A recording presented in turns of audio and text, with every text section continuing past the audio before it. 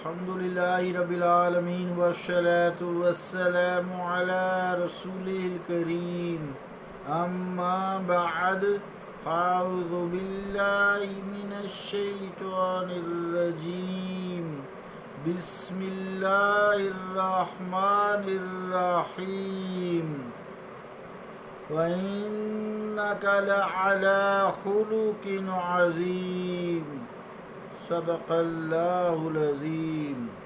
واجب الاحترام سامعین، السلام علیکم ورحمۃ اللہ وبرکاتہ۔ آیت کریمہ سورہ قلم کی 4 نمبر جو تلاوت کی ہے، اس کا ترجمہ سماعت فرمائیں۔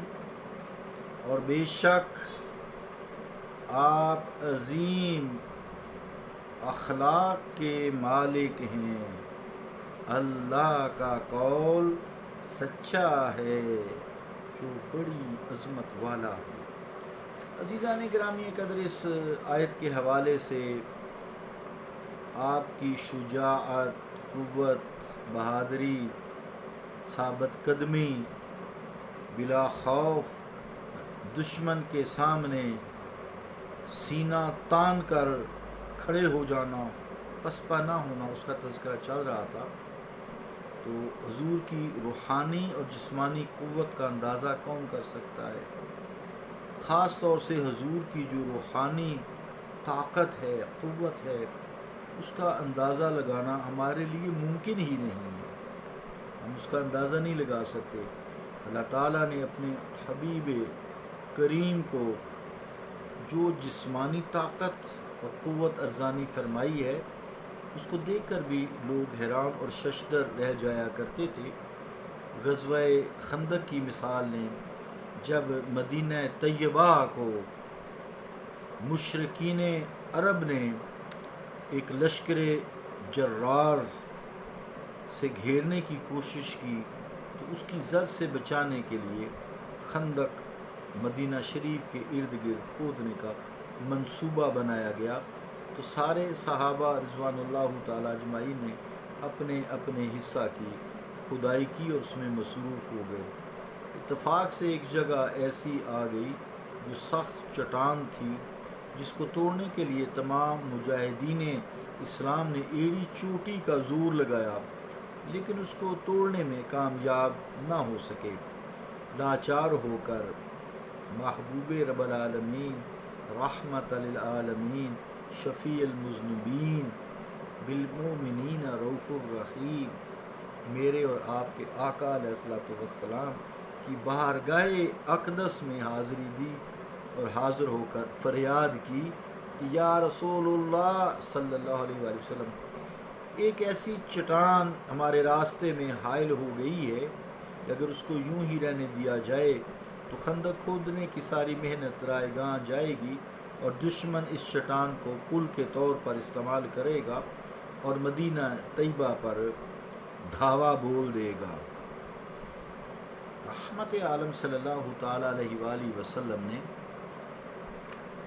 دیکھا، وہاں پہنچے اور اللہ کا نام لے کر اس چٹان پر ضرب لگائی، اللہ اکبر۔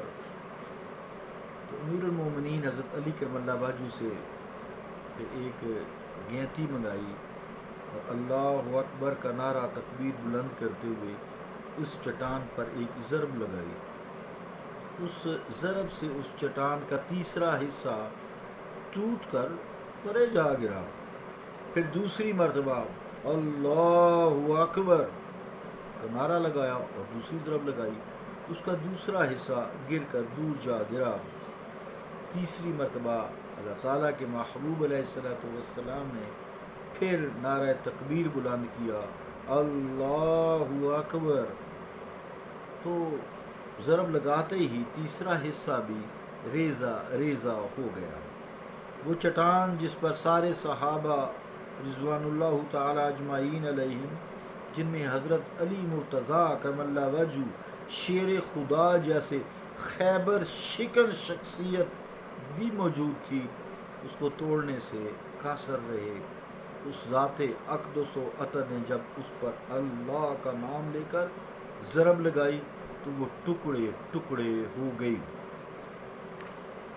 اسی طرح رکانہ پہلوان کو آپ نے 3 مرتبہ بچھاڑا، اس نے کہا میں ایمان لے آؤں گا، خیر لے آیا ایمان۔ اس پہلوان، ابھی ہم پیچھے پڑھ رہے ہیں اس کو، یہ شخص 200 پہلوانوں کا اکیلے مقابلہ کیا کرتا تھا۔ آپ نے آنن فانن اس کو گرایا 1 مرتبہ، اس نے کہا دوسری مرتبہ، دوسری پہ کہا تیسری مرتبہ۔ اس کو کچھ شک ہوگا نا، جب شک سارا دور ہو گیا کہ یہ وہ قوت نہیں ہے جو پہلوانوں میں ہوتی ہے، یہ اللہ تعالیٰ کی خاص روحانی قوت ہے، کلمہ پڑھ گیا، اشہد ان لا الہ الا اللہ واشہد ان محمد عبدہ ورسولہ۔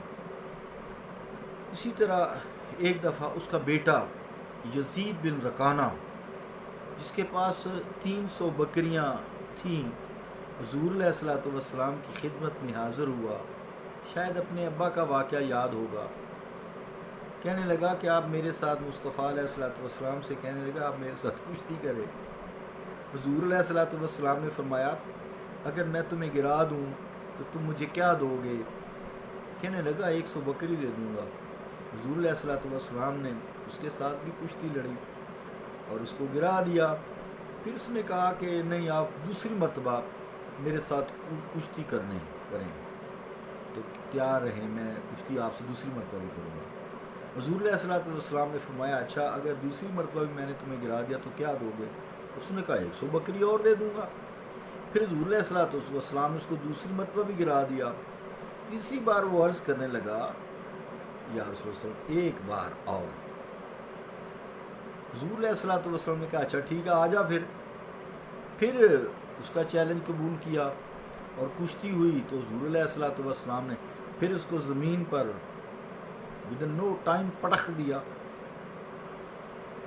جب تیسری مرتبہ بھی اسے خفت اٹھانا پڑی، شکست اٹھانا پڑی، تو کہنے لگا آپ سے پہلے اس روئے زمین پر کوئی آدمی ایسا نہیں ہے جس نے یزید بن رکانہ کی پیٹھ زمین سے لگائی ہو، میری نگاہوں میں اس سے پہلے آپ سے زیادہ کوئی مبغوض نہیں تھا۔ استغفر اللہ استغفر اللہ استغفر اللہ۔ لیکن آج میں گواہی دیتا ہوں کہ آپ اللہ تعالیٰ کے سچے رسول ہیں۔ ساتھ ہی زبان اقدس سے آپ نے اسے پڑھایا، کہنے لگا اشہد ان لا الہ الا اللہ وانک رسول اللہ، بے شک اشہد ان لا الہ الا اللہ، میں گواہی دیتا ہوں کہ اللہ کے علاوہ کوئی معبود نہیں ہے اور بے شک آپ اللہ تعالیٰ کے رسول ہیں۔ حضور اس کے سینے سے اٹھ کھڑے ہوئے اور اس کو وہ 300 بکریاں جو تھیں وہ واپس کر دیں، کہا یہ لے جا۔ اسی طرح عرب کا ایک اور پہلوان تھا جس کا نام ابو الاسود جمخی تھا، وہ بھی بڑا طاقتور تھا۔ اس کی قوت کا اندازہ اس سے لگایا جاتا ہے کہ وہ گائے کی جو کھال ہوتی ہے اس کو بچھا لیتے تھے، اس پہ وہ کھڑا ہو جاتا تھا اور 10 آدمی اس کے کھال کو پکڑتے تھے اور اس کے پاؤں سے کھینچتے تھے تو وہ چمڑا پارا پارا ہو جاتا تھا، لیکن اس کو جنبش تک نہ ہوتی تھی۔